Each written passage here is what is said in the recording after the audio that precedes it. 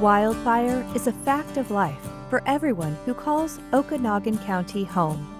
It can be both devastating and rejuvenating.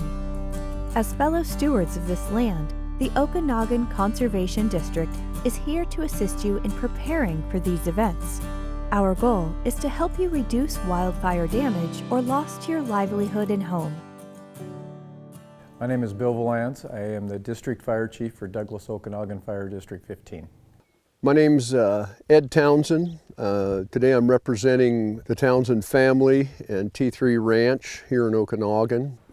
Name is Dale Smith, cattle, wheat, and hay farmer from Brewster, Washington. Been here ranching since the early 1900s, our family. Hi, I'm Barbara Green, and I moved here in 2011. I'm retired. I was a structure firefighter for the city of Olympia for 27 years. Part of the reason we moved here is the beauty of the area, and I love the community here.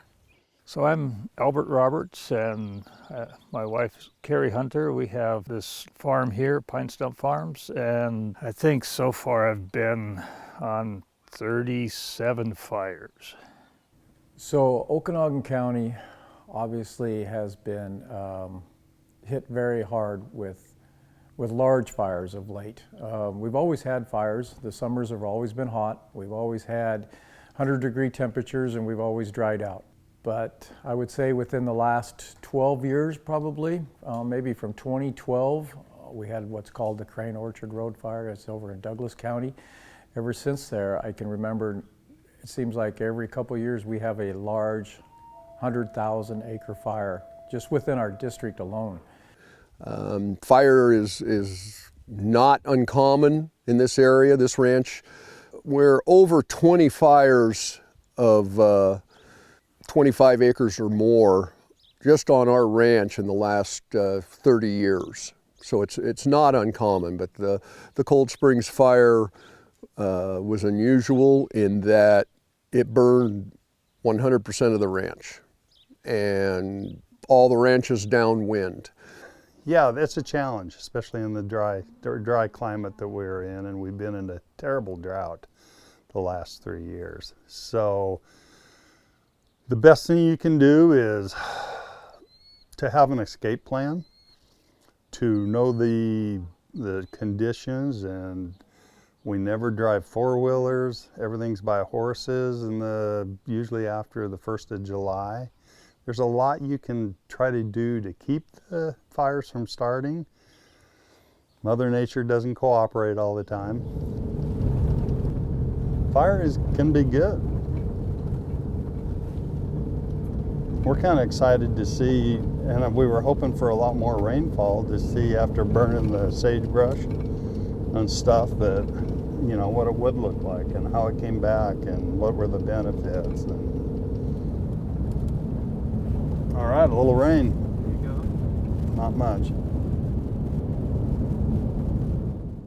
So when that fire came up, it just went dark and just a big roar, and it went black, and it just came up, and I don't know if you can see, but this area that there are no trees now, it was all stalked like this, and it just crowned right there. But it was thinned out enough to where it blew out of the crown just as it was coming up here and just right along the feedlot here. And you can still see some of the feedlot posts are burnt, and it burned out the whole back end of this feedlot.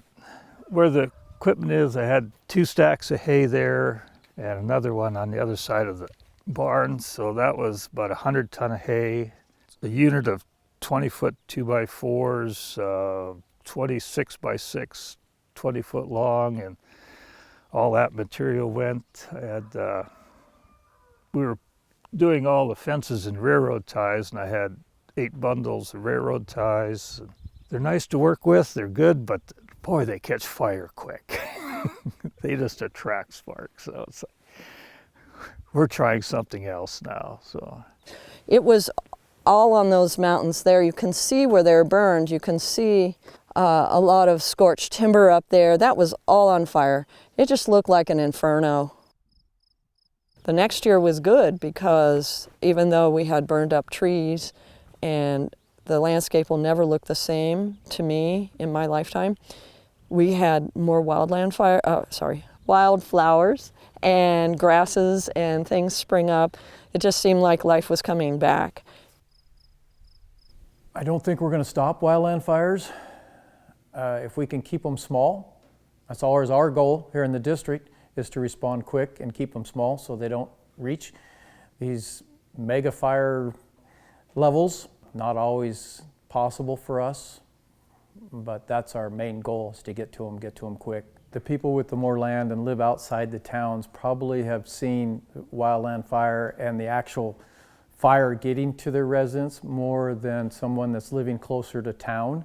But as we've seen in the last 10 years, wildland fires pushing into the cities, into the towns, right? And someone that's in the middle of town probably isn't thinking fire as someone that's living probably out on a cattle farm, or even lives 4 or 5 miles out of town on a 5-acre lot or somebody, but maybe they should be. Your best insurance policy is prepared, do what you can do before a fire hits.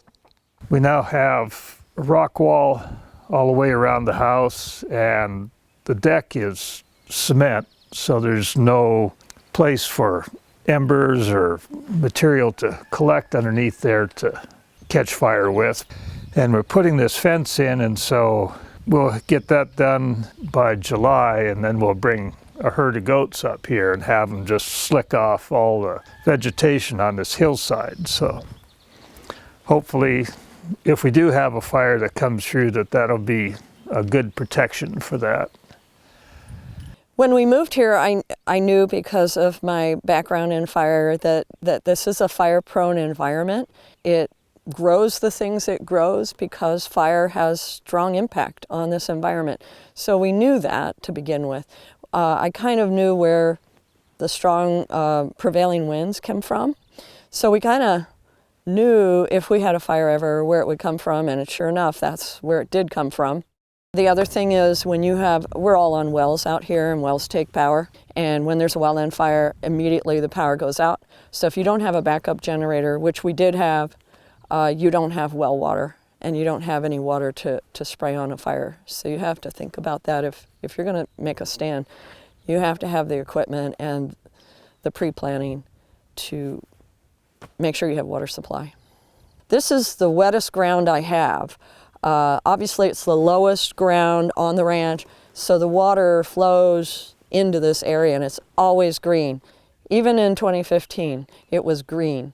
So I thought, if I can do this little paddock here, I might be able to just herd the cows in there. There's a little pond they can drink from, and they could stay in there. And yeah, the fire would come, but I think it would come so fast, or even maybe not burn this very much. So that might be a plan B if I can't get them totally evacuated. We put fire lines in before the fire got here. We took everything away from the buildings for 20 feet. We had pumper trucks, we had water running on the house, we had me and my son here on this house with hoses, hired man down protecting his house, and if we wouldn't have had those and been able to put out the embers, we wouldn't have saved anything. Fire departments cannot get enough personnel and equipment to any one home to protect it. You've got to protect it. You've got to do it yourself. It's not a ding on any fire department. It's just there just aren't enough resources out there. And so, having said that, if you've got a defensible space, you can walk away and evacuate if you need to, and feel reasonably confident that your home and outbuildings will still be standing. Douglas Okanogan Fire District 15 is, other than myself, who's the paid district chief, is completely volunteer. We do have a EMS. We provide transport ambulance service, and we do have 4 or 5 paid full-time folks over there that run EMS. But as far as fire response, we are Other than myself again, 100% volunteer. So when we get dispatched to a wildland fire, our volunteers have to stop whatever they're doing, whether it's working, having dinner with their family, the ball game, the picnic, whatever it is, and respond to our station, get in their wildland gear or structure gear, and then respond to your emergency.